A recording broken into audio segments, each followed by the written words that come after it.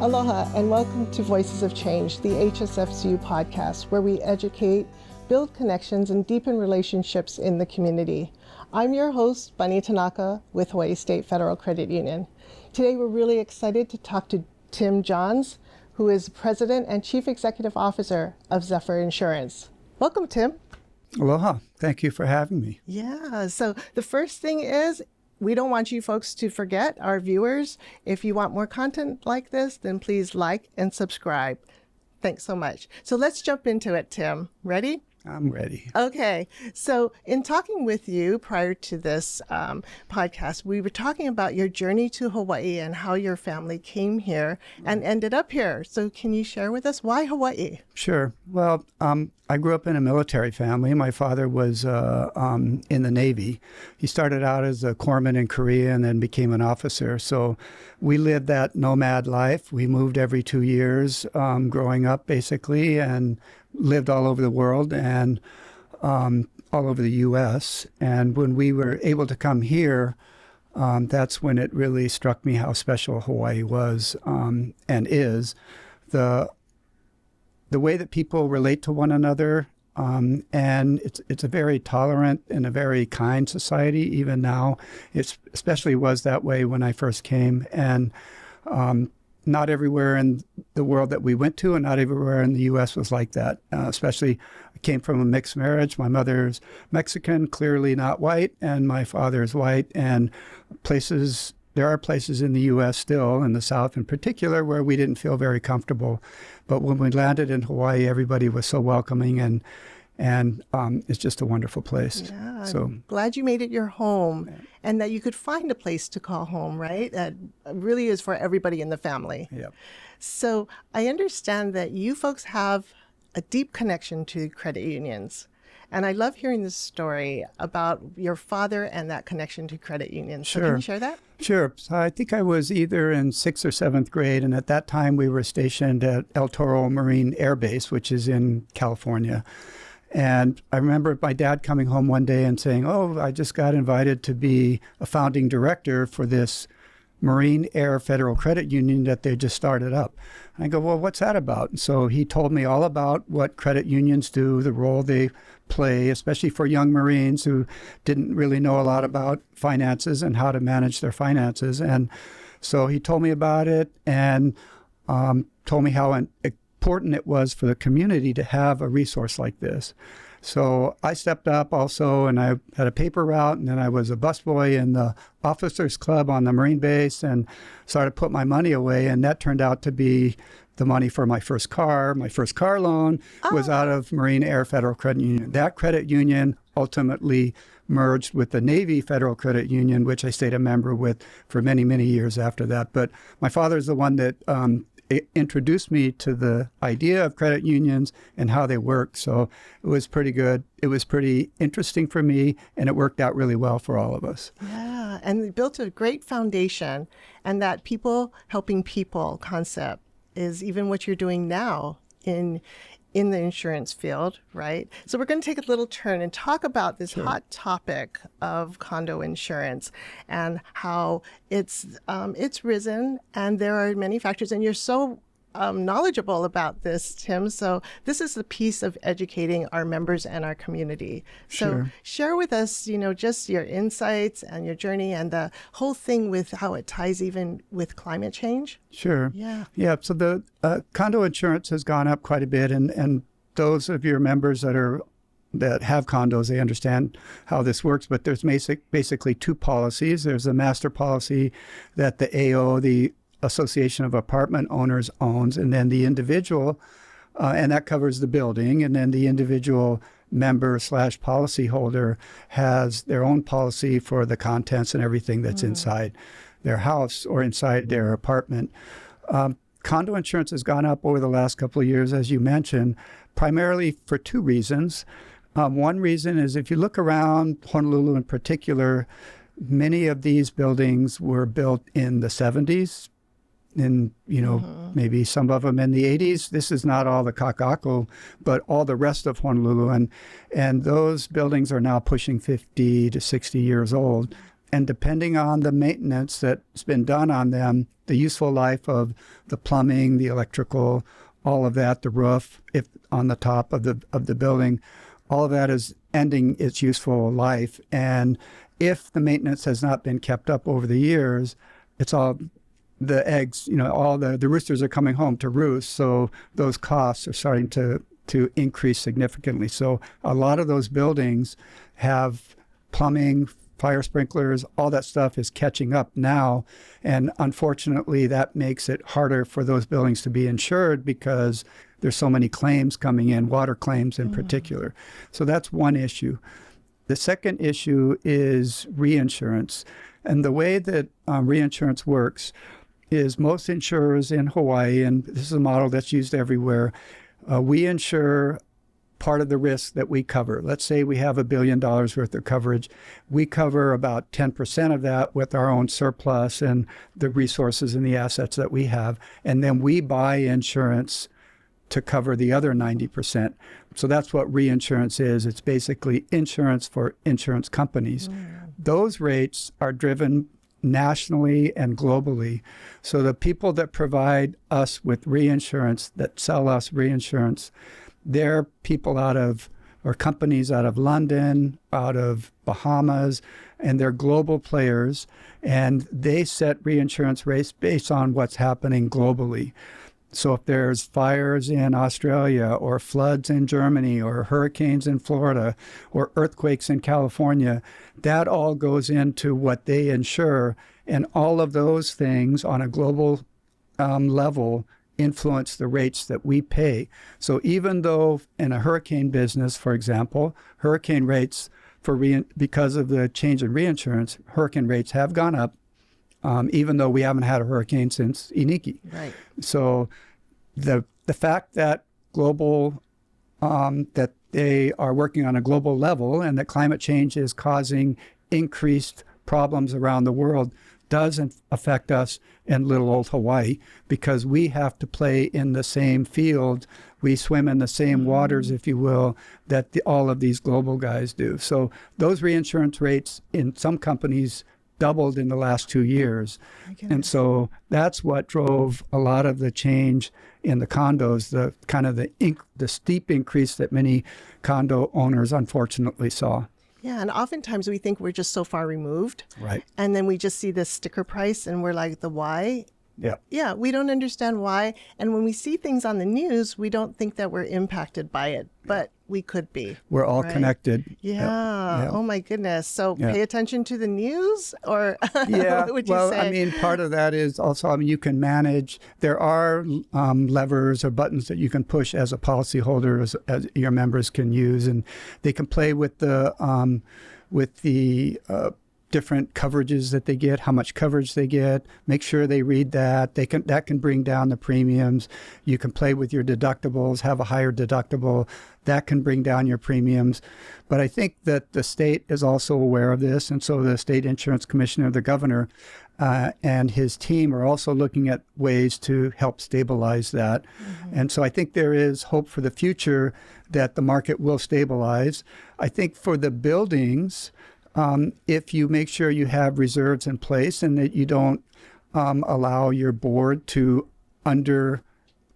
finance for the different kinds of maintenance that needs to be done, don't defer the maintenance too long, then that will be helpful in keeping rates down because that'll make the building more insurable. So I think there are things that are being done that can be helpful. It is a rocky patch, there's no doubt about it, but the insurance industry is often cyclical, and so the fact that reinsurance rates are high now, they may go down. Reinsurance, not to get too technical, but it's a financial market, and if a lot of money goes into that market because the investors can get a better return. So the money goes there. And if there's more money in there, there's more capacity, rates come down.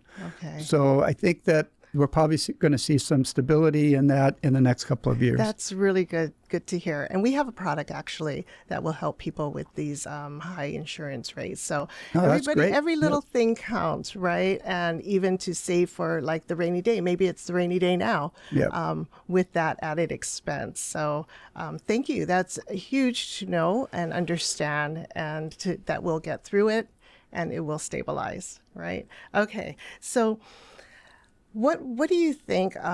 Let's see. It's going to stabilize, so there's hope for the future. And now let's pivot back to you, Tim. So you're an active member in the community, right? And what motivates you to care so much about Hawaii and making Hawaii, calling it your home? Yeah. Well, like I said before, I mean, I've been all over the world, lived all over the world, and Hawaii is really a unique place. Most of us kind of know that intuitively, but the more that you travel, the more that you really see how special a place it really is. And it's not just the environment. It's not just a beautiful place with the trade winds that keep our weather pleasant much of the time. But it really is the relationship that people have to one another and the relationship that people have with their environment. And those things, maybe it's obviously based on the indigenous culture that was here before the rest of us got here, but obviously that has carried on, and the way that Hawaii developed historically has really created a society, I believe, where people are much more attuned and more relational than transactional in how they view each other.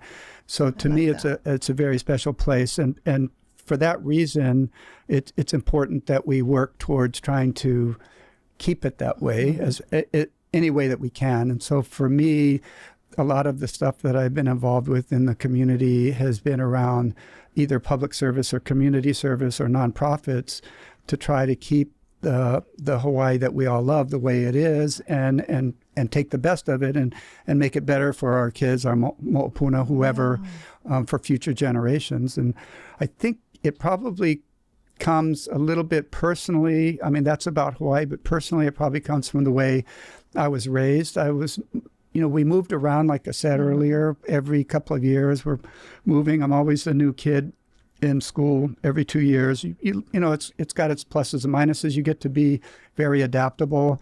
I think you're also, if you move around like that, you're much more tolerant about how different people live and the way they live, and those are really good things. But as a kid, sometimes it's a little rocky. So I remember coming home one day from school and saying, "Dad, I'm so tired of being the new kid on the block every 2 years, and why do we have to move all the time?" And he said, "Well, Tim, let me tell you something." And he sat me down and and he got my two sisters there, and he said, "Let me tell you something, is if you follow these three rules, I think you'll be okay." And so the first one was always treat everybody with respect. 2, always keep an open mind. And 3, whatever place you end up, make sure that when you leave, that place is better than when you got there. And if you do those 3 things, I think you'll be just fine. So I said, okay.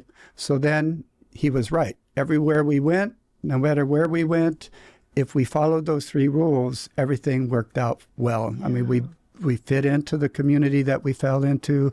We learned what the best of it was. People welcomed us.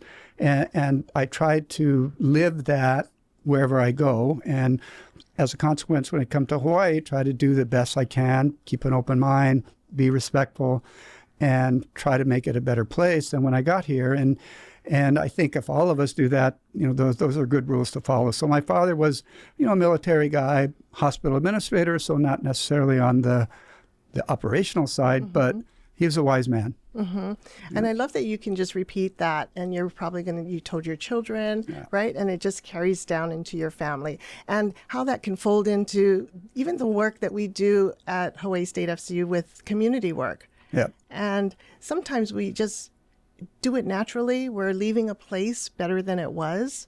And it just feels good when you leave it that way. Yeah. And you know that you've done your best, right? Yeah. So, I think it's beyond the community work that you guys do. I think also the very mission of a credit union where it's member based and you're trying to provide opportunities that may not be available in the rest of our capitalist society. So, I'm a big supporter.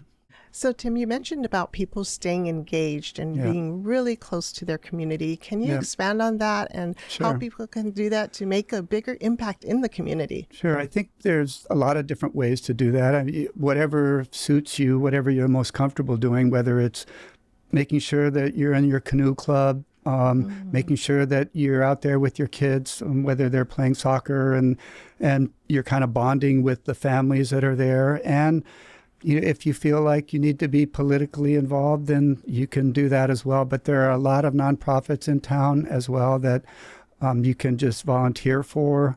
I think the more that people volunteer for those in our community that are not well off, or to take care of our INA or take care of the ocean, those kinds of things, there's plenty of opportunities for people to engage, and they'll find that they get back so much more than they give. Yeah, isn't that true? You spend a day out, let's say, in a lo'i, and it's something different from what you've ever done, and you feel so fulfilled. Oh, yeah. Yeah, and you feel, the sun and everything, and just being around people and out for the mission. Working in a lo'i is magical in a lot of ways. When I first started working for the state, I was head of the Water Commission, and I was invited to go into Waihole and Waikane to visit the folks that had been fighting for water rights for a long time, and they had lo'i set up.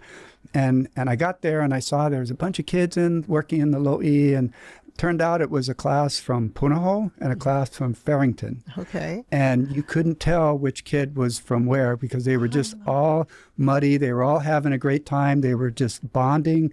So it's very special that when you can spend time like that in a place like that. Yeah. So I just have to share a story that last October we did HSFCU Cares Day with our employees, and they could go out to 9 different sites that are aligned with our impact area, and one was Kako'oiwi.